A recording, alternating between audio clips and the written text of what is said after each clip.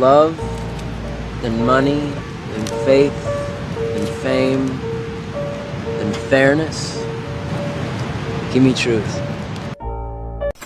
Hello guys, welcome back to my channel and long time no see. So, မတွေ့ရလဲကြာပြီဆိုတော့အားလုံးစကားလေးတစ်ခါနဲ့လာမိတ်ဆက်ပေးရပါတော့။ဆိုတော့ဒီနေ့မိတ်ဆက်ပေးမယ့်စကားလေးကတော့ဗာလဲဆိုတော့ Into the Wine ဆိုတဲ့စကားပေါ့နော်။ဆိုတော့ဒီစကားကကျွန်တော်တို့ကြည့်နေကြစကားတွေလို့ပြောမှဆိုလို့ရှိရင် drama တွေ action တွေမပါဘဲနဲ့ညင်ညင်ညောင်းနဲ့ကြည့်ရမယ့်စကားပေါ့နော်။ဆိုတော့ဒီစကားမှာအဓိကဘာတွေထူးခြားသွားလဲဆိုတော့ကျွန်တော်လူငယ်တယောက်လွတ်လပ်မှုရှာဖွေတဲ့အရာကိုကျွန်တော်တို့ကအရသာခံပြီးကြည့်ရမှာ။ဒီစကားမှာကပြောမှဆိုလို့ရှိရင်ဒီလူတွေရဲ့လေးဘက်လေးလံကွန်ကရစ်တော်ကြီးတွေကနေထွက်ပြီးတော့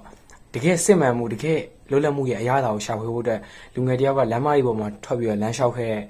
အချိန်ကြီးပေါ့နော်လမ်းလျှောက်ခဲ့ရလဲရိုးရိုးတန်းတန်းခဏလေးလမ်းလျှောက်ခဲ့အိမ်နဲ့ပြောင်းဝင်တော့မှာမဟုတ်ပါဘူးဆိုတော့ဘယ်လိုလဲဆိုတော့သူ့ရဲ့တဘွားလုံးစာသူ့ရဲ့ဂုံပကာသနာတွေသူ့ရဲ့ပညာတွေကိုဆွန့်လွတ်ပြီးတော့ဒီလမ်းမပေါ်မှာသူ့ရဲ့လွတ်လပ်မှုကိုရှာခဲ့တဲ့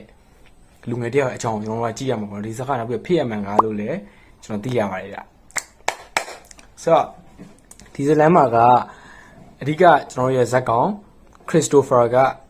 နာမည်မှားသွားတယ် sorry ဗျာအဓိကဇက်ကောင် Christopher ကသူ့ရဲ့ဂုံကာသနာတွေကိုဆွန့်လွတ်ပြီးသူ Alexander ဆိုတဲ့နာမည်ချင်းပြီးတော့လက်မတွေပေါ်မှာရှောက်လူမျိုးမျိုးနဲ့တွေ့အလုတ်ကိုင်းနေကြာပန်းလုပ်တွေမျိုးမျိုးလုပ်ပြီးတော့သူ့ရဲ့လွတ်လပ်မှုကိုရှာဖွေမယ်သူ့ရဲ့နောက်ဆုံးခရီးရဲ့နောက်ဆုံးပန်းနိုင်ဖြစ်တဲ့ Alaska တောအုပ်ထဲမှာသူဘယ်လိုနေထိုင်မလဲသူရဲ့တကယ်စစ်မှန်တဲ့လွတ်လပ်မှုကိုရှာဖွေတွေ့မလားဆိုတော့ကျွန်တော်တို့ကြည့်ရမှာဆိုတော့နောက်ပြီးအဓိကဖြစ်ရမှန်ကားလည်းဖြစ်တယ်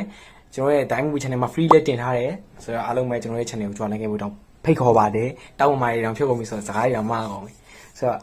ထုံးစံတိုင်းမှာကျွန်တော်တို့ Dime Movie Channel ရဲ့ anime Bruno ပဲဖြစ်ပါတယ်ဆိုတော့အားလုံးပဲပတ်မယ်မှာနောက် video မှာပြန်တွေ့တာပေါ့ဗျာ